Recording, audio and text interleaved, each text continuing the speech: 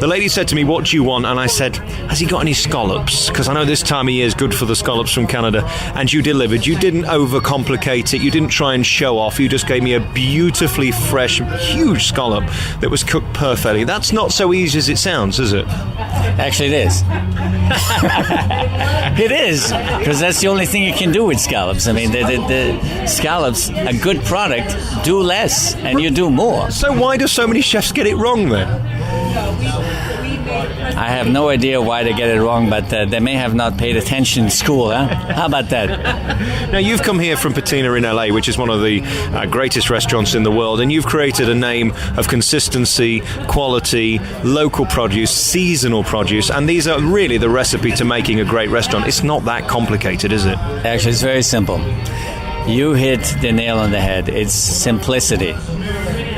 Find the best products and do little or nothing to them, except just make them in a way that, you yourself, first of all, like to eat them. And I think that's the key in anything.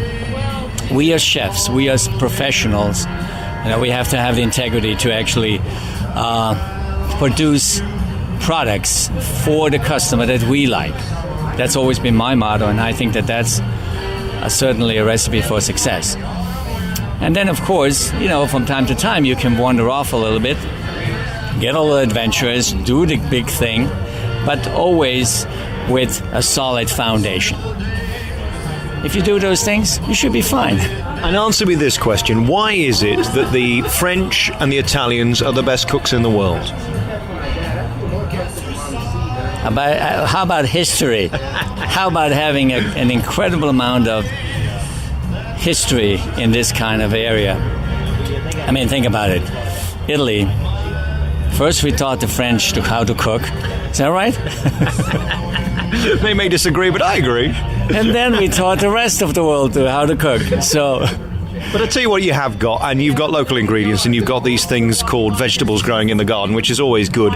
But you people seem to have passion, and that's what we really love about cooks, chefs, and food generally.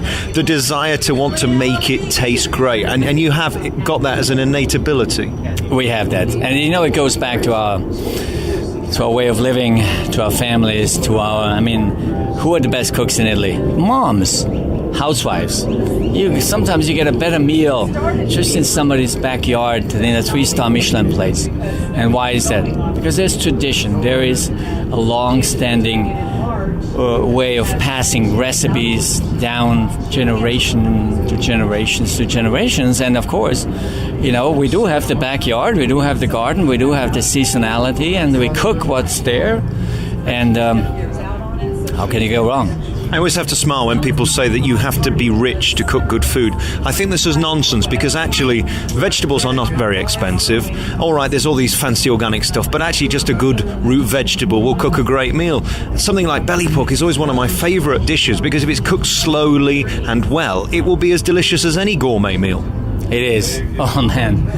That's exactly what it is. I mean, you don't have to have a lot of money to cook good. In fact, it's interesting that the average consumer could have a better meal if they did a little homework, got themselves to a farmer's market, got themselves a couple of those really, really good products that are available, and then went home, did little or nothing to it, and ate them.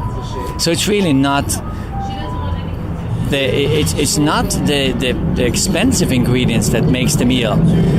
It is the ingredient that makes the meal. So a fine tomato. Now, what better is there than a great tomato salad?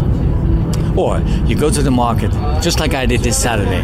So you go to the market, here you see the first tomatoes coming up on the vine. Then you see those little potatoes, yes?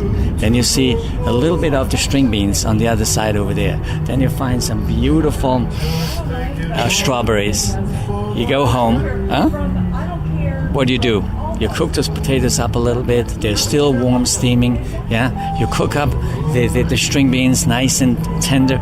Then slice up tomatoes, put the whole thing in a nice big bowl, dress it with some nice balsamic vinegar, extra virgin olive oil, salt and pepper. Yes, then you got a meal.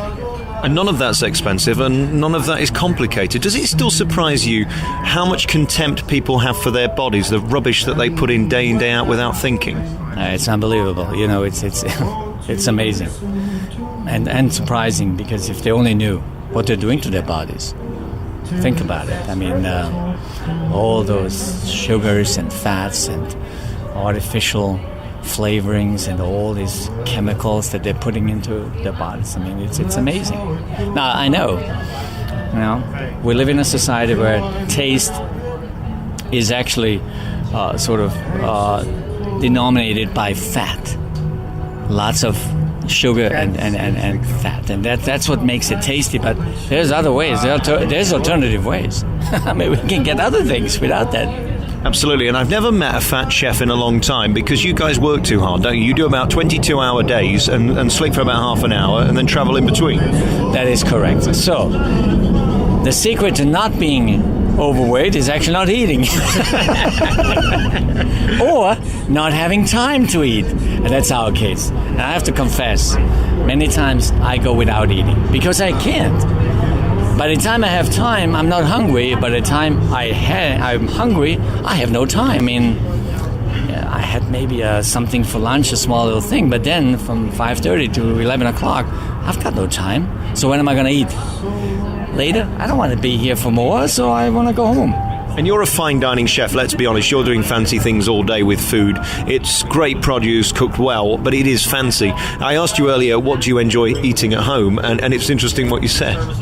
Yeah, listen, I'm very simple when it comes to those things. And it's one of those things. It's really just about a product. And it could be the simplest thing. And that's what sparks my interest, and that's what gets me going. So really, you don't have to do complicated things. And although, we are around all these fine uniquities, but those can only be eaten so many times. In the end, you revert back to simple things. I mean, if you have to eat every time and every day, twice or 3 times, you better choose wisely, huh? Theo, it's been a real thrill talking to you. You are just so passionate and dedicated, and that's why you're here today in one of the newest and most extravagant, delightful casinos in the world. And the money that Steve Wynn's put into this is just phenomenal. And to be in this location, what a thrill it must be, because so many people are stuck in a corridor somewhere in between 1 or 2 casinos. To get this location is such a thrill. Well, I have to say that this has been a lifelong dream and an unbelievable opportunity. So thanks to Steve Wynn. Thank you very much for talking to us. Theo Schoenegger is the executive chef here at Sinatra's at Encore. And thank you for talking to us on the world's best shows from Las Vegas. Thank you so much for visiting with us at Encore.